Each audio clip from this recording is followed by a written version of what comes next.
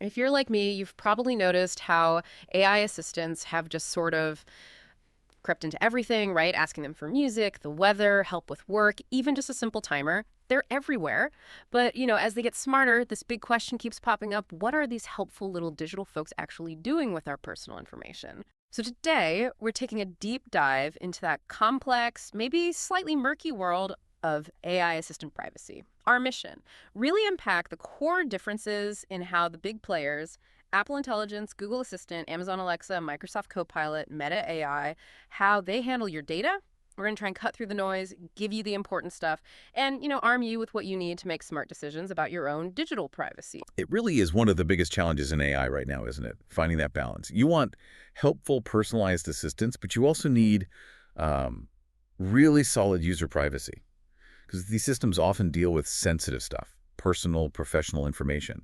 So the choices companies make about data, they aren't just tech choices. They're big strategic business decisions. Yeah. And they have huge ethical, regulatory consequences that everyone's wrestling with. Right. So boiling it down, what does private even mean anymore in this AI world? And how do these tech giants actually stack up? Okay, let's unpack this then. Before we get into the nitty-gritty of each company, what are the main things, the sort of key dimensions we need to understand when we talk AI privacy? Yeah, to really get a handle on it, there are about 6 crucial areas we should probably look at. First up is data collection. So what kinds of data are they actually gathering? It's the obvious things like voice commands, text inputs, sure. But also stuff you might not think about immediately, like images, location data, your contacts list, even how you use the assistant, your behavior patterns. Okay, so what they collect. What's next? Second is processing location. Where does the thinking happen? Is it right there on your phone or speaker on device? Or does it get sent off to the cloud? And that choice has big implications for speed, for privacy, obviously, and whether it even works if you're offline. Makes sense. On-device versus cloud. Got it. What's third? Third, storage and retention. How long do they keep your data? What format is it in? What are the defaults? And importantly, how much control do you have over that? Can you delete it easily? Right, control is key. And fourth? Fourth, data usage. Why do they collect it in the first place? Is it just to make the service work? Mm-hmm. Or for personalization? Or this the big one is being used to train their AI models, Mm-hmm. or for advertising, or maybe internal research. You need to know the purpose. Okay, purpose. What else? Fifth is user control. How much say do you actually have? Can you access your data, delete it? Can you opt out of certain things, like the AI training?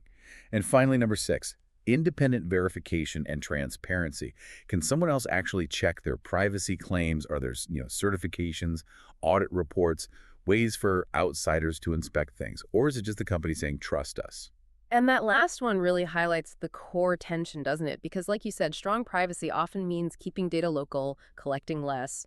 But the really advanced AI features, they often need tons of data and that big cloud processing power. Exactly. We see this playing out. Google admitted a fully on-device search would just be slower. And look at Amazon. Their recent move makes cloud processing mandatory for Alexa plus Case. It directly links better AI to more data collection in the cloud. Okay, let's pivot to Apple Intelligence then. Apple's really pushing this message of being engineered upon a bedrock of groundbreaking privacy innovations. Their big thing seems to be on-device processing for most things, and then this private cloud compute, or PCC, for the heavy lifting. What's the deal with PCC? That's the core idea. For more complex stuff, it shifts to PCC, which is designed to basically extend that on-device privacy promise into the cloud. And the architecture is pretty unique. It's built around ephemeral processing. Ephemeral, Yeah. meaning temporary? Exactly. Data sent to PCC is never stored. It's used only to handle your request, and then it's promptly removed. It all happens in memory. There's no persistent storage, no profiling, no logging. It dramatically shrinks the attack surface. How do they secure that cloud processing? Well, they use their secure enclave technology, the same hardware security as in iPhones, plus secure boot. And this is really interesting. Cryptographic attestation.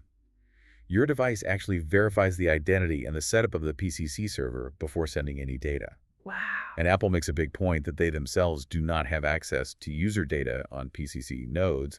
They've apparently removed the admin tools that would let them look. So they're making these really strong claims about not using user data for training.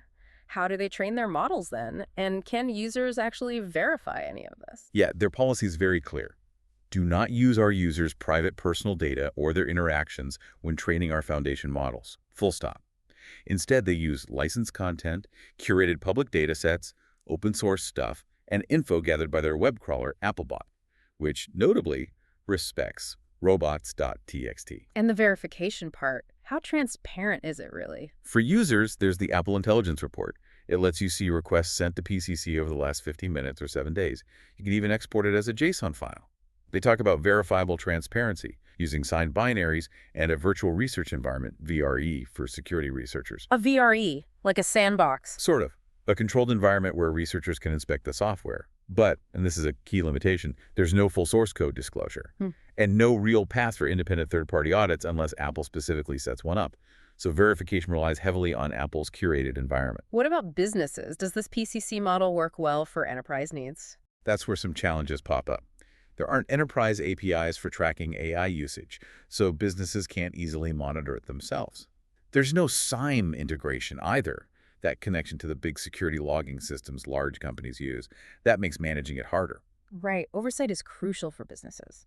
And the big one for some organizations, especially those under rules like GDPR, is data residency. Apple says they do not disclose the physical location of PCC nodes for security reasons. So you don't know which country your data is being processed in. Exactly, which is a red flag if you have laws requiring data to stay within certain borders. But overall, yes, Apple's ephemeral model could really shake things up and set a new privacy benchmark. Okay, so Apple's approach is definitely unique. Now let's get into the comparison. How do the others, Google, Amazon, Microsoft, Meta, handle these privacy dimensions? Starting with Google Assistant. Right, Google Assistant. They collect data like call logs, device usage, interactions, aiming for more helpful and personalized services. They're clear they never sell your personal information. Processing is hybrid. Basic stuff on device, more complex things in the cloud, encrypted in transit. What about storing the data? Retention's interesting. Audio recordings are not saved by default, that's opt-in. But the text transcripts are stored by default. Users get pretty good controls, though. Deletion options, plus auto-delete settings for 3, 18, or 36 months. And they use those anonymization techniques. Yes, things like anonymity and differential privacy. These are sophisticated ways to obscure individual data points while still allowing for model training. They also have standard certs like ISO 27001, SOC2 Type 2. Okay, now Amazon Alexa. You mentioned a big policy shift. Let's dig into their data collection first. Yeah, Alexa collects location, device usage, PII, personally identifiable information, and it records and archives recordings of your voice. It's listening for the wake word, not recording 2/7, but the interactions are recorded and used for the service, personalization, marketing, and critically AI training. At the big change. The major policy change, kicking in March 28, 2025. All voice recordings will be sent to the cloud. They will be processed and they will be retained.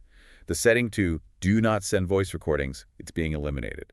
Gone. Wow, so no choice anymore. Everything goes to the cloud for processing and training. That's right. All interactions processed, retained by Amazon's cloud, and used to train their AI. That's the new default, with no opt-out from sending it. Can you still delete recordings after the fact? You can still delete them, yes. But Amazon warns this might break personalized features, like your Voice ID. What does this mean for businesses using Alexa? Huge implications. Potential HIPAA issues if used in healthcare settings, data sovereignty concerns, just a generally higher risk of data exposure. The advice now is audit your devices, tighten up BYOD policies, restrict Alexa in sensitive areas, definitely educate your staffs. Of course, the underlying AWS infrastructure has loads of certifications, PCI DSS, IPA, GDPR compliance, etc. But the Alexa service policy itself is the key change here.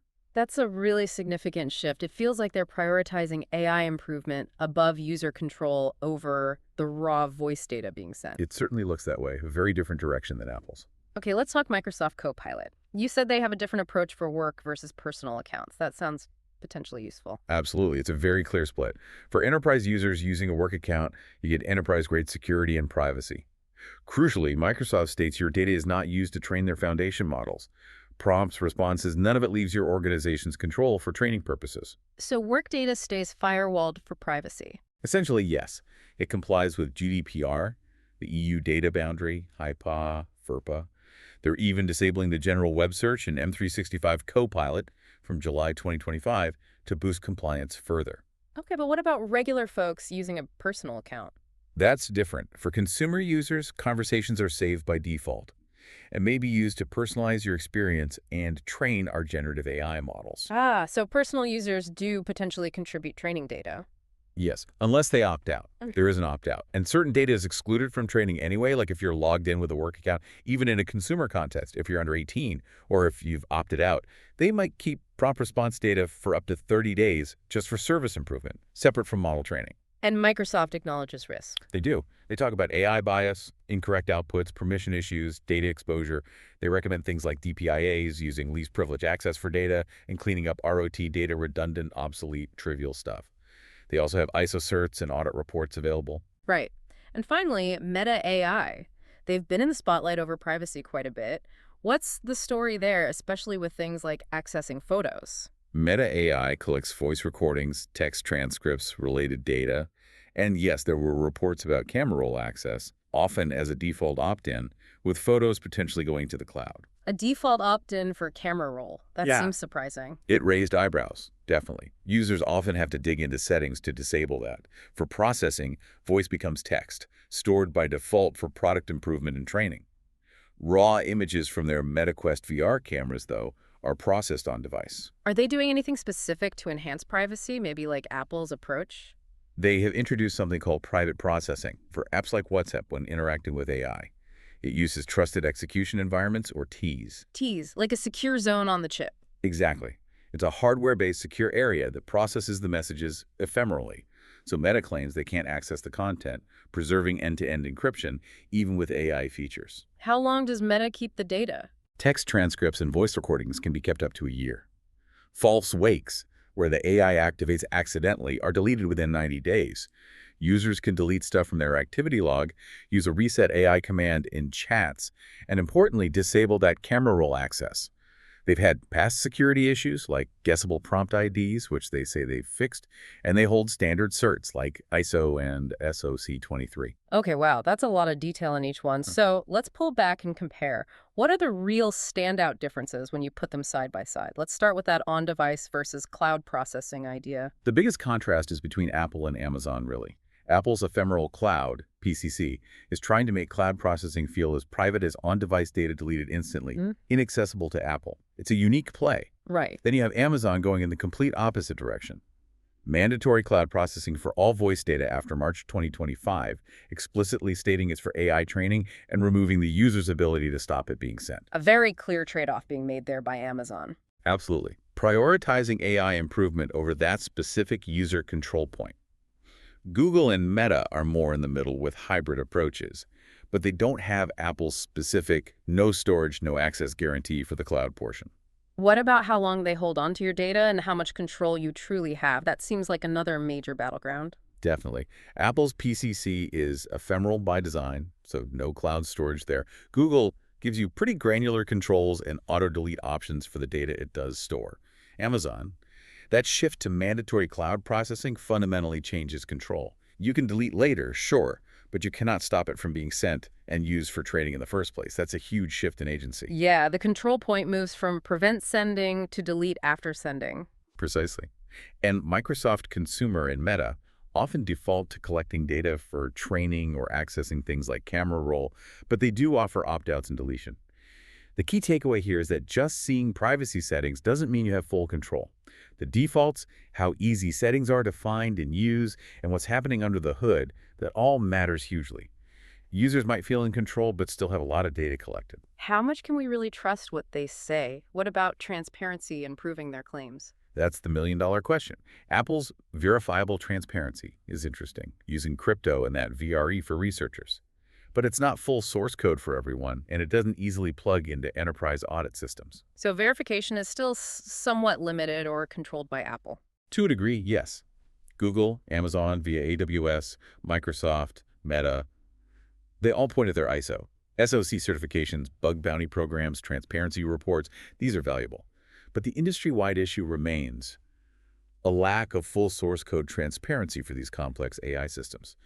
So complete independent validation of every privacy claim is still really hard. You have to look closely at what specific thing is being certified or audited, and by whom. This brings up a crucial point. Who's actually feeding your personal data into their AI training models? That seems like a fundamental divide. It absolutely is. And here we see a stark difference. Apple and Microsoft, for its enterprise users, make a very strong, clear statement. Yeah. We do not use your personal data or interactions to train our main foundation models. That's a massive differentiator. A clear line in the sand. Yes. On the other side, Amazon, especially after the change, Meta, and Microsoft for its consumer, users explicitly do use user data for training. Yeah. They offer varying levels of control or opt-out, but the default or policy is to use it. And we're seeing regulators like the FTC looking into Amazon and Meta, pushing companies towards more privacy-preserving techniques, but the core policies differ widely right now. Finally, is privacy a different game if you're a big company versus just, a regular person using these things at home? Increasingly, yes. There's a definite divergence. Look at Microsoft CoPilot. Robust enterprise-grade privacy for work accounts that meets compliance needs like GDPR, HPIA, data stays within the org, no training use. Clear benefits for businesses there. Absolutely. Apple Intelligence, despite its strong privacy tech, has those enterprise gaps. We mentioned data residency questions, lack of audit APIs, and Amazon's changes. They could negatively impact even small businesses using Alexa. So it suggests a market segmentation. Big enterprises can demand and get stricter controls and proof. Individual consumers often face defaults favoring data collection and maybe have fewer levers to pull. It's creating a potential privacy disparity. Okay, so after all that, what does this mean for you listening? Whether you're just trying to manage your own digital life or maybe guiding your company through this AI maze? Let's start with individuals. For individual users, the first step is don't just click accept. Critically look at those privacy policies, even if they're long. Actively go into the settings. Adjust data sharing, check retention periods, look for personalization toggles. If there's an opt-out for model training, seriously consider using it. Be proactive, essentially. Exactly. Use the deletion controls. Delete your voice history, your activity logs regularly if you're concerned. Think about those always-on mics. Use the mute button or the physical switch when you don't need it. Understand the defaults. They are often set to collect more, not less. You usually have to actively choose privacy, and maybe explore alternatives known for stronger privacy stances. And for our listeners who are dealing with this at work, in an organizational context. For enterprises, job one is risk assessment. Understand where sensitive data, PHI, financial info might interact with these AI tools. Implement strict access controls. The principle of least privilege is key. Practice data minimization. Don't collect or store what you don't absolutely need. And classify your data properly. Get your data house in order first. Precisely. Review your BYOD and remote work policies, specifically considering smart assistants. Educate your staff. Awareness is crucial. And push your vendors. Demand transparency, demand auditability, ask about data residency, audit APIs, SIEM integration, and prioritize solutions built for enterprise needs, the ones with explicit data protection guarantees, like CoPilot from Microsoft 365 demonstrates for work accounts. This is also fascinating. Looking down the road, what trends do you see shaping AI privacy and security? Because clearly this isn't standing still. No, it's moving fast. I think we'll see a bigger focus on verifiable computation. Things like Apple's PCC attestation, Meta's T's using cryptography to prove privacy, not just promise it. More mathematical proof, less trusting words. Kind of, yeah. More granular data governance tools will emerge for both users and businesses, giving finer control. Regulation will continue to evolve, hopefully towards more harmonization, and definitely with increased enforcement for companies that don't comply. We'll see more advanced privacy-preserving AI techniques, things like federated learning, better differential privacy, maybe even homomorphic encryption becoming more practical, allowing analysis on encrypted data. Wow, that sounds complex but powerful. It is. And a greater emphasis on ethical AI, building privacy and, from the very start, privacy by design. And I really believe we'll see the rise of the AI privacy premium. Strong privacy guarantees won't just be a feature. They'll be a key competitive advantage, something people and businesses will pay for, leading to market segmentation based on trust and privacy. So wrapping up our deep dive today, AI privacy is definitely complex, it's evolving super fast, and the big players are taking really different paths. You've got Apple with its unique ephemeral cloud on one end, and Amazon moving towards mandatory data collection for training on the other. Understanding these differences, these nuances, is what empowers you to make choices that are truly informed. Absolutely. And maybe the final thought for everyone listening is this. As AI gets woven deeper into our lives, the real question isn't just what cool things can AI do for me? It's also what's the true cost of that convenience? And maybe more importantly, am I willing to pay that price? with my data? Something to definitely reflect on. We really encourage you to take a look at your own devices, check those settings you might have clicked accept on months ago. We hope this deep dive has armed you with the insights you need to navigate your own digital privacy in this AI era.